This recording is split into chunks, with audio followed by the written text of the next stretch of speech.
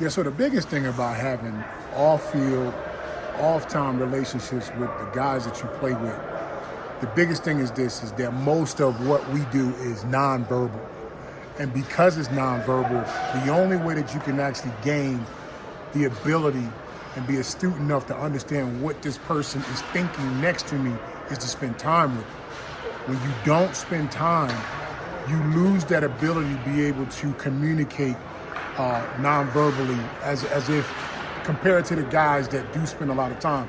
When I was with the Dallas Cowboys, the one thing I can tell you that we did more than any other team ever did is we made it a point to spend time off the field, out of the building, getting to know each other.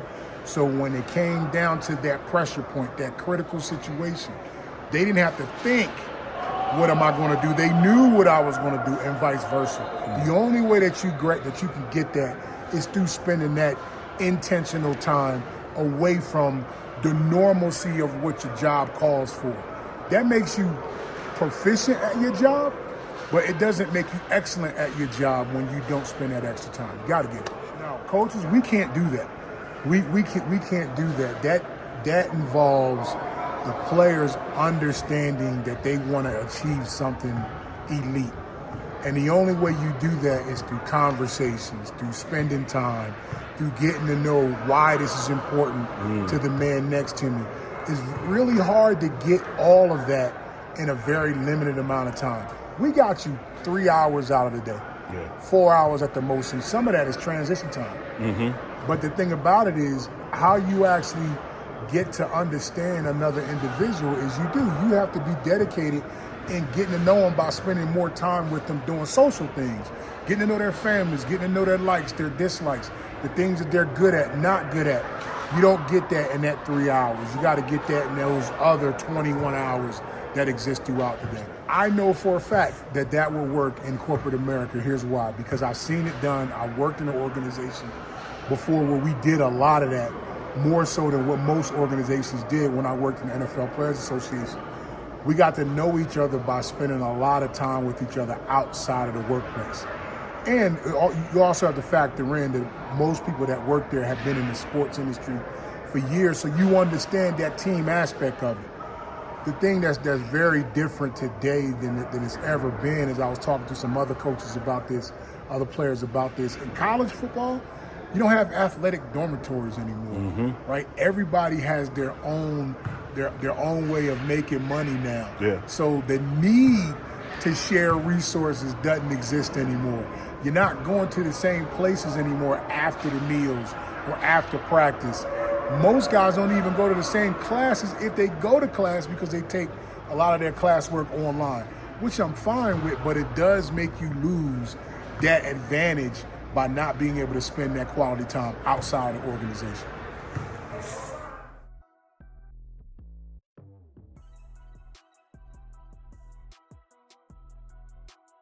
Memphis 10 in the tight, man. All the way here. Memphis 10. Memphis 10 in the Dirty tight, Dime. You already know what's up. Yeah, Uncle Neely in the house.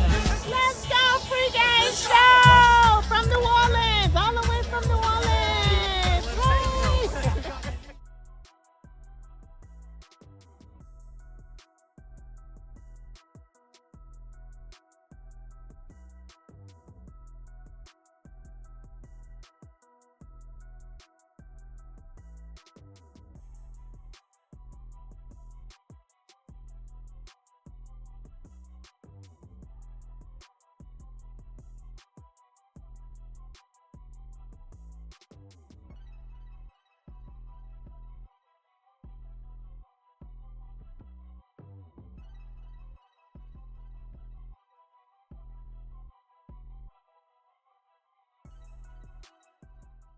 There's two things I want you to understand about today, because that's the only thing that matters is today.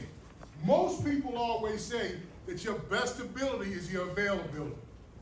But we're going to raise that, because your best ability is not just your availability. Your best ability is for you to be at your best when we need you the most. Does everybody understand that? So today we need you to be at your best. So whatever that takes, take care of the little things. Make sure everything that you got to do that doesn't pertaining to football is taken care of. So when you are here, you are focused on doing the little things. Because it's going to be the little things, fellas, that's going to take us to the W's that we need. We got that? Yes, sir. Powerful impact! Boom!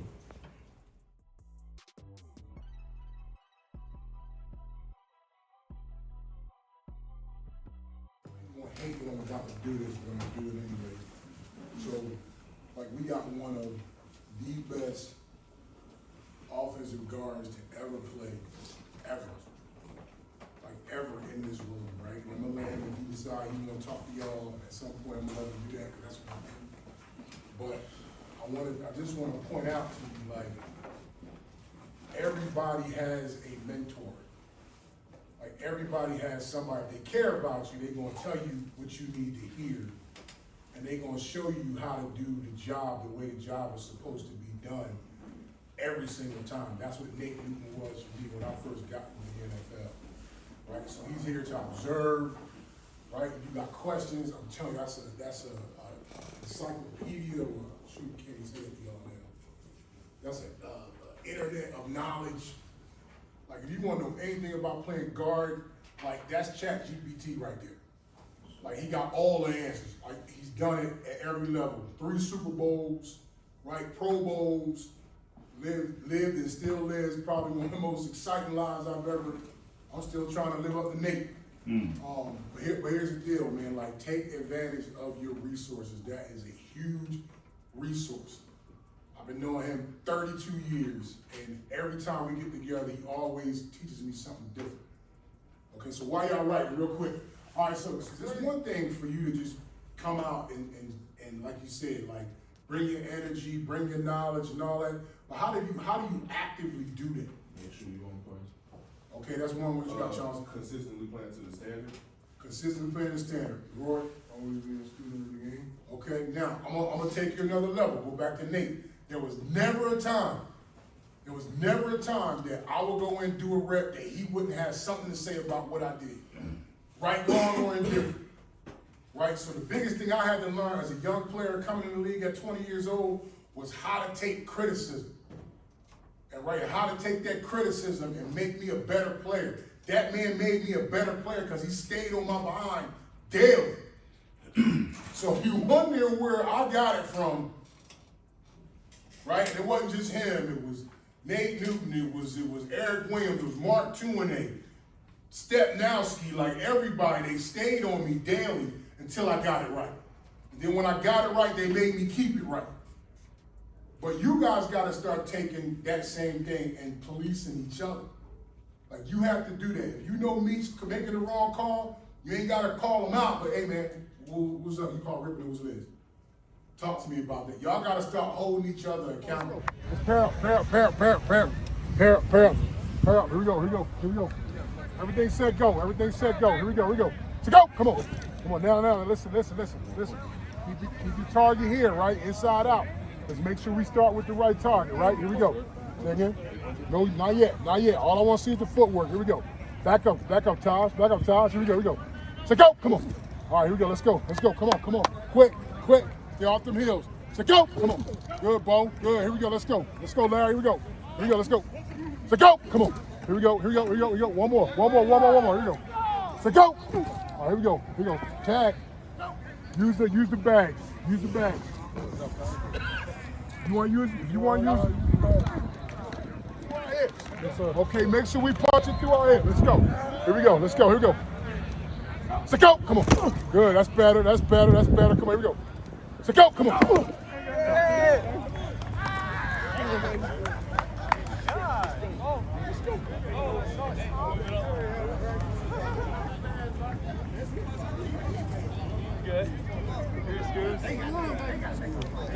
I know.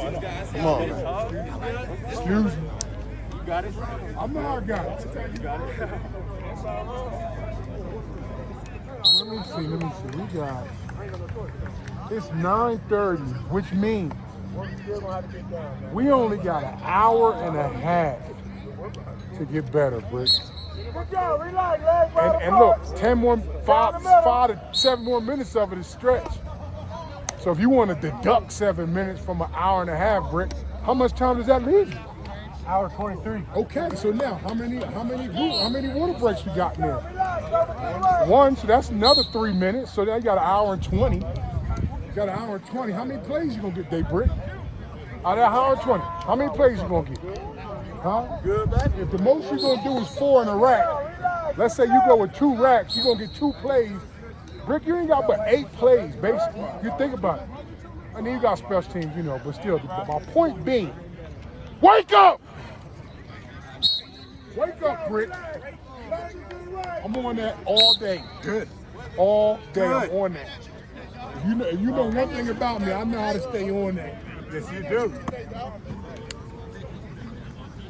I'm gonna prove you right. Relax. Switch it up. Why not you turn me up, man? Turn me up today in practice, dog. Tired today. He ain't tired. He tired. Tired? He tired. You got no juice? He made the wrong choices last night. You made the wrong choices last night, bro. I know it. Good job. Relax. All right, now, I love you too, coach. Let's do it. Now, wake up! Harris C. Harris, managing partner of the Cochran firm Jackson, is one of the premier litigators in the United States. Dedicated to furthering the values of Johnny Cochran, Harris believes attorneys have a duty to restore voice to the silenced and give justice to the wronged. The reason that you are a member of the Cochran firm is that you share my commitment to excellence to our clients. Harris's success is credited to a set of core values shared by his team of attorneys, professionals, and staff. You've proven to me that you care and you want to do the best job for all of our clients. I'm here to make sure that they have a voice. Named one of the top 10 trucking lawyers with a $150 million settlement, Terrence Harris continues to prove that he is committed to obtaining the best possible outcome for his clients.